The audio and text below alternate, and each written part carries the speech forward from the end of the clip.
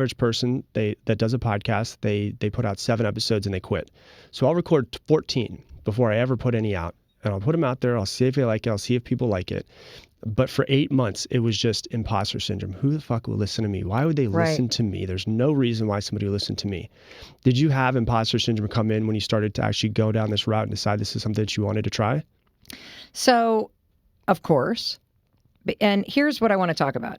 So imposter syndrome is a really good thing. Mm-hmm. Because imposter syndrome means you actually care about the thing that you are a beginner in. See, you're not an imposter, you're a beginner. Mm-hmm. And it's really important to reframe this, because when you say, I have imposter syndrome, you have basically called yourself an imposter. Mm. And I want you to stop doing that. I want you to recognize that feeling of, I don't belong here, or I don't know what I'm doing, or I don't have permission to do this, or people are going to find out that I don't know what I'm doing. What's also cool is if you don't like waltz in somewhere and pretend like you got this shit all figured out, nobody's going to think you're an inauthentic phony. Mm. People are going to want to help you.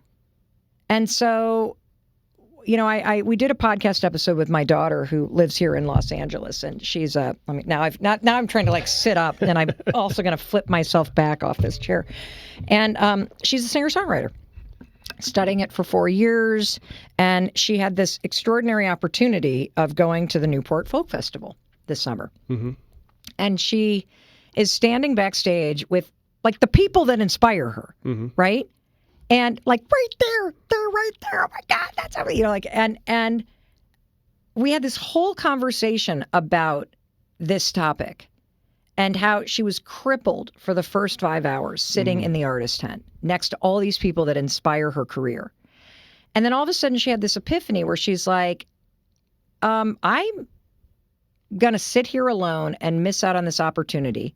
And yeah, I may not be touring like Maggie Rogers. And yeah, I may not have made it like so-and-so or such and such. Yeah, I think it's important because what you're basically saying is don't compare your chapter 1 to someone else's chapter 20, which is what we all tend to do. And it's important because it seems like with the imposter syndrome, there's energy of I want to be where they are, which can be jealousy. And I've heard you talk about jealousy is actually a really important thing if you use it the correct way, which I think is I've never actually heard somebody say before.